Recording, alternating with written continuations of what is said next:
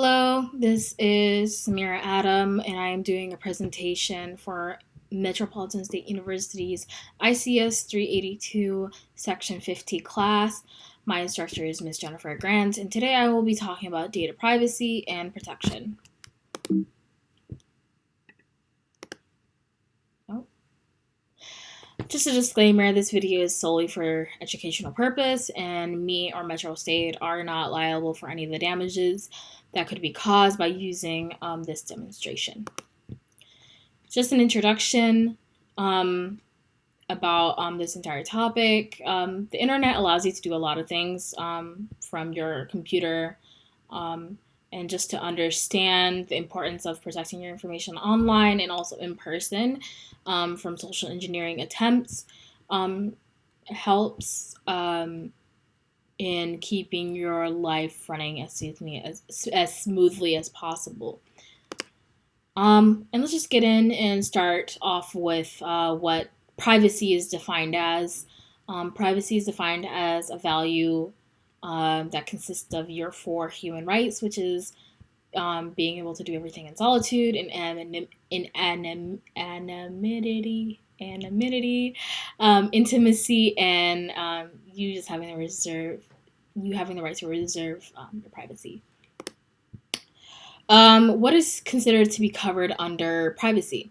Examples are that are covered under privacy, as far as your personal data, is your social security numbers, your credit card numbers, your personal health information, bank account numbers, anything that would be used in order to take over your identity, and just being careful, taking those precautions in order to protect your data. It needs to be taken at all costs. If not, you're risking yourself with the consequence of identity theft and, at a very big company level, a data breach. And just to go over those, what is identity theft and what is data breaches? Identity theft is when an unauthorized individual uses another person's private identity information for personal gain, or again, most commonly, financial gain. And then a data breach is when intentional or unintentional, there is a release of secure or private confidential data and information into an untrusted environment. Both types of this data and information are most commonly sold on the stolen identity black market for those who are willing to pay, or again used in personal and most likely financial gain for those that have access to it. What is a good way to protect yourself from identity theft? The most easiest and most common way is just to set up a really good password. Um, the most commonly suggested is starting off with a 9-character minimum. Even though you should probably go beyond that, and just having a combination of numbers, letters, symbols, capital and lowercase letters, as well as just making sure that your password isn't something that could be easily figured out, as such as your dog's name, or the day that you graduated, or your birthday, most commonly, or a simple password 111. And just making sure that that mixture makes your passwords harder to crack. Being cautious of your public profile. Just kind of being cautious of the information that you're putting up on your social media profiles, or even your professional LinkedIn. Just making sure that the information that's being put up there is isn't being isn't used in order to find your private information. Another thing is being careful of phishing emails, being aware of emails that ask you to open or click a link is super important. Um, Usually, though, these phishing emails are looking for private information, either by acting as a third party or by offering you things. So if you see an email from your bank that's usually like, "Oh, we suspect a weird charge," please log in through this email link in order to see what's going on. Or another common thing that sometimes you see is, oh, apply for this loan, or click here and we can help you reset your password. And they might use that login credentials that you inputted after clicking that link in order to actually go into your bank account. And as far as offering things, sometimes there's oh, input your information here, and we'll use this data in order to get you $100 gift card. Or you want a trip to the Bahamas? Put in your social security number, and here we'll book you a trip to the Bahamas. So just being careful with those type of emails. Also, a really easy thing to make sure is just um, making sure that you're accessing certain websites and making sure that what you're entering is a secured site. You would usually be able to tell because those websites will start with an HTTPS backslash colon backslash instead of an HTTP. In your browsers, usually browsers now are up to date. You'll be able to see a lock on your browser, and that's how you'll be able to know if the site is very secured. The whole reason that I have everything on my recording set up like this is so I can show you. I don't know if you can see my mouse, but here is our URL, and you can see the lock that shows you on my browser that this site is secured. And then it says HTTPS colon backslash.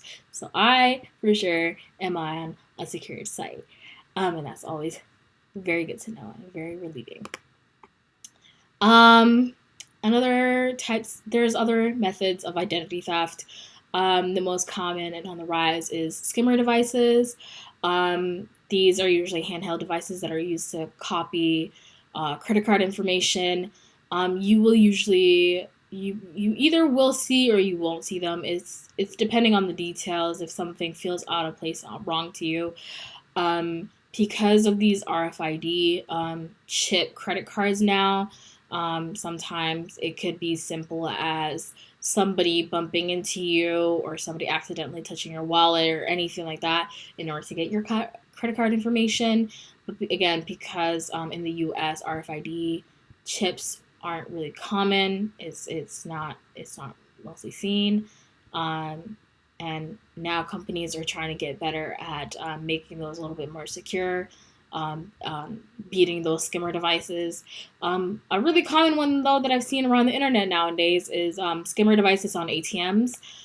Even though now ATMs have kind of security protocols and precautions against people breaking ATMs in order to insert their skimmer device, now we have people who are very good at making duplicates of kind of where you put your card entry point, just making a duplicate of that in order to have people pass their credit card through as they're getting money from the ATM, and everything seems okay.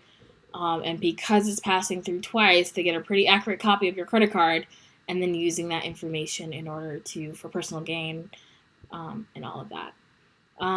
Another method of identity theft is dumpster diving. People go through dumpsters in order to retrieve printed documents that contain personal information, and just making sure that you're shutting these really properly, as well as another thing that people should do a lot more in residential areas, especially if it's only one trash can for your entire household. It's just kind of making sure that you take out the trash at the time that is designated, but not leaving it out to a point that people can start going through your trash, therefore resulting in people gaining your personal information and just getting all of that.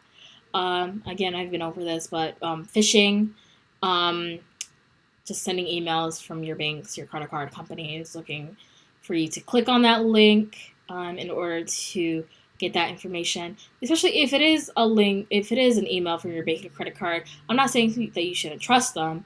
If they really tell you to reset the password, go reset your password, but don't do it through that link. I would go straight and directly to the website in order to reset it, or straight directly to the website in order to view whatever charge or whatever accusation. Ooh, I shouldn't be using that word. Not accusation, but whatever they are requesting you to do. Just going straight to the website. Another method is mail theft. That's on the rise as well. People look for personal information through your mailbox. Um, we have been getting better with the whole putting a lock on a mailbox. Um, but even then, people can break locks. So just making sure that you're taking out your mail regularly, and also just kind of making sure when that you're not just taking out your statements, your credit card offers. People try this a lot.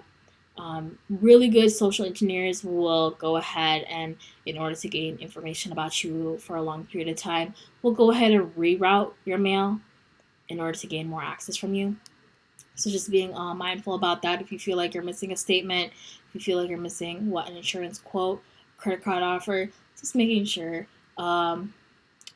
I would used to suggest, in order to prevent this, you would use um, the USPS has kind of a service where you can view mail that is headed towards your mailbox, but over time, what was it, informed delivery. But there has been recent news that informed delivery isn't the most safest, and that when you input your social security number with informed delivery, that are your personal information is at the mercy of a breach, or your personal information can be used by the wrong people or fall into the wrong hands, is what I mean. Ways to protect yourself from a data breach at a company level, for just making sure that you're protecting yourself from a data breach. Just keeping the information, the data, the inventory that you need, as well as only requesting the data that you need. Companies sometimes don't ask the minimum, and therefore they have all this data, and then they have to sift through it in order to destroy the data that they don't longer need. Asking the minimum, keeping the minimum, and just kind of that minimizes the work, that minimizes the issue of data that is being taken in case of a breach. Another thing is safeguarding your data, as far as physical records, locking those up in a secured location, where employees or people who have access to that location are very well educated. That comes to my other point, where they are educated and trained in order to prevent social engineers from accessing those locations and therefore accessing those physical records. Another thing is destroying data properly before disposal, permanently wiping and physically destroying hard drives, and cross-shedding paper files with proper security of the remains. Just having a vendor, maybe if you don't properly dispose of your remains yourself, vetting a vendor that is very well known in destroying those remains, and permanently wiping or physically destroying those hard drives, having a really good cross-shedding of those paper files, just securing everything when it comes to disposal.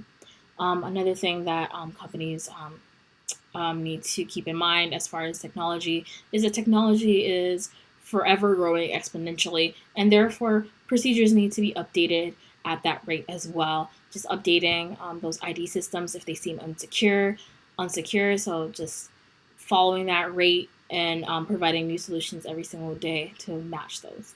And then we have already said this, but educating and training employees, establishing that process, that policy, and then setting those reminders for those employees to uphold that policy and notifying them as if there is a new alert or a new thing that they need to be notified about. By having those times and those moments where you can notify employees over a long period of time, when they're employed with the company, just kind of enforces that in the back of their head when they confront situations like this. If you just leave that reminder and that education at new hire training, companies are more likely to have a data breach. So just keeping your employees educated and up to date. What are the common causes of a data breach? Weak or stolen credentials, just having stronger password requirements of your employees is a really important thing. Stolen credentials, if an employee notices that their credentials might have been stolen, if things are out of place, just getting that reset first of all, notifying the right authorities in the company is another. Um, Backdoor and app vulnerabilities. Sometimes software gets pushed a little bit too soon, especially when it comes to security. So just having people, instead of pushing that out so early, and having hackers exploit the weak parts of either a network system or a poorly written app that was designed or implemented incorrectly, they should probably spend a little bit more time in order to secure that 100%. Make sure that they can get that in without any issues. A really big thing that's been on the rise is malware. That's kind of just software that opens up access for a hacker to exploit. So having restrictions on what employees can download, and have those employees request whenever they're downloading, or just kind of making sure that they're not opening emails that they're not familiar to, things like of that nature. And then different types of social engineering causes a data breach. We have talked about some. Another that I am about to talk to you about is physical attacks. Some people they don't do they don't get data and personal information by just sitting behind a computer. It is very common that there are social engineers that will go into a company and into a restricted area in order to gain access and where it's stored and attack it from there. So if somebody is really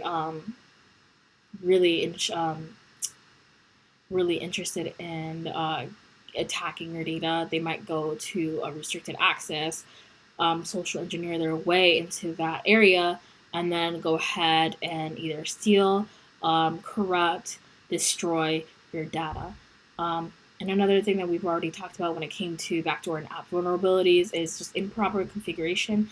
Just making sure that all your data is secured properly and is protected 100% at all times instead of just rushing everything or not checking all your bases. And then just kind of I want to close this out with a reminder, and just following and implementing those tips at any point in your life. I know that we could be all these identity thefts and these data breaches could be taken care of if we were hyper vigilant about the details and how these procedures that these social engineers are taking in order to obtain our information. Hopefully, by implementing another tip or improving upon it, can help you avoid from putting yourself in a situation where you have your identity stolen and there's identity theft or any possible data breaches in your personal and your professional lives. I hope this has been very informative. Thank you for staying through my presentation, and I hope you have a great day.